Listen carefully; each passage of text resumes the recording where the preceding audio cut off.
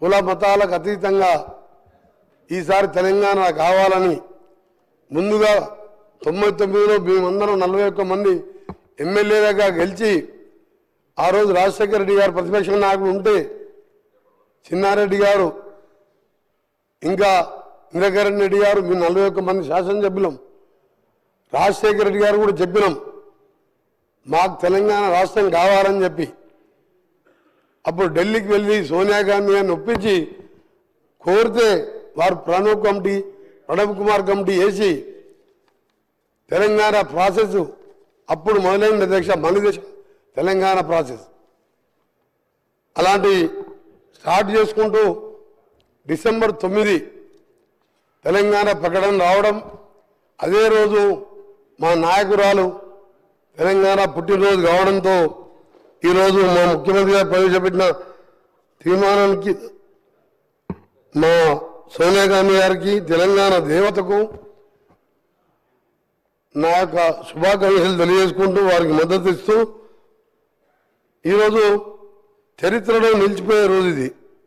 మన అస్తిత్వానికి ప్రతీకలైన వ్యవసాయం చేసుకునే తల్లిని ఇవాళ తెలంగాణ తల్లి రూపంలో గౌరవించుకునే సందర్భం 4 కోట్ల మంది ప్రజల కోరిక తీరిన రోజు ప్రకటన వచ్చిన రోజు నాకే 4 కోట్ల మందితో నాకు తెలంగాణ అంటే ఎక్కడ లేని అభిమానం అందుకే ఆ రోజు పిల్లలు చనిపోతుంటే ముఖ్యంగా మా నల్గొండ జిల్లా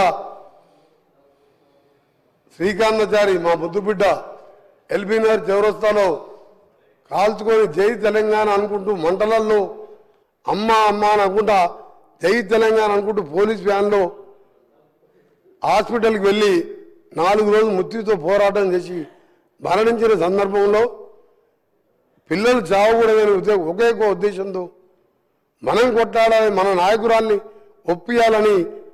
నేను కూడా 3 సంవత్సరాల మంత్రి పదవి వదిలిపెట్టి ఆమరణ నిరాశ చేయడంతో పాటు మా గౌరవ ఎంపీలు సొంత పార్టీ ఎంపీలను కూడా వారు పోరాటం చేస్తే పార్లమెంట్కి వెళ్ళి సస్పెండ్ చేయడం జరిగింది ఆ తర్వాత తెలంగాణ ఏర్పడడం తెలంగాణ వచ్చిన తర్వాత అక్కడ కూర్చున్న ముఖ్యమంత్రి స్వయంగా 14 మంది కుటుంబ సభ్యులతో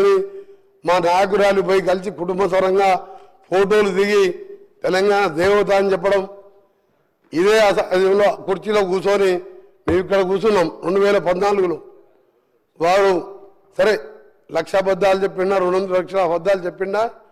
ఆ అధికారం వచ్చింది అక్కడ కూర్చున్నాడు మేము ఇక్కడ కూర్చొని మొదటి సభలో ఎవరు ఒప్పుకున్నా ఒప్పుకోకపోయినా సోనియా గాంధీ లేకుంటే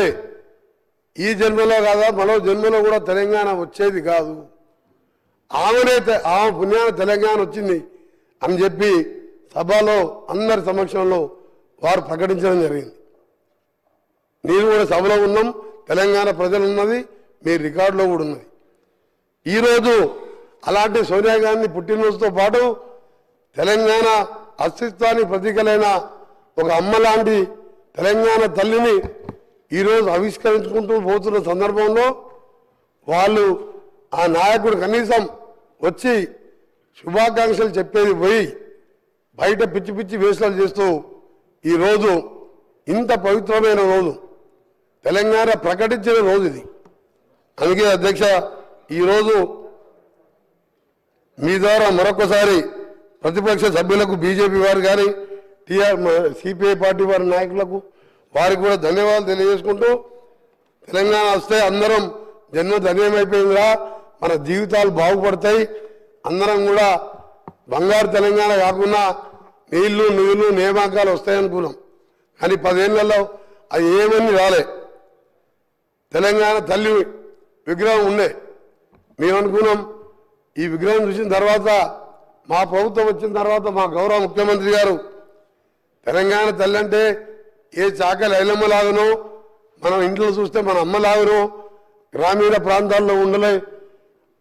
మన అమ్మలాగనో ఉంటుంది అనుకున్నాం కానీ వజ్ర వైఢూర్యాలతో చూసిన తర్వాత మా గౌరవ ముఖ్యమంత్రి గారు మేధావులతో చర్చించి ఒక నిర్ణయం తీసుకొని ఈరోజు మనం తల్లిని చూసేటట్టే అలాంటి విగ్రహాన్ని ఈరోజు ఆవిష్కరించుకోబోతున్నాం దాన్ని కూడా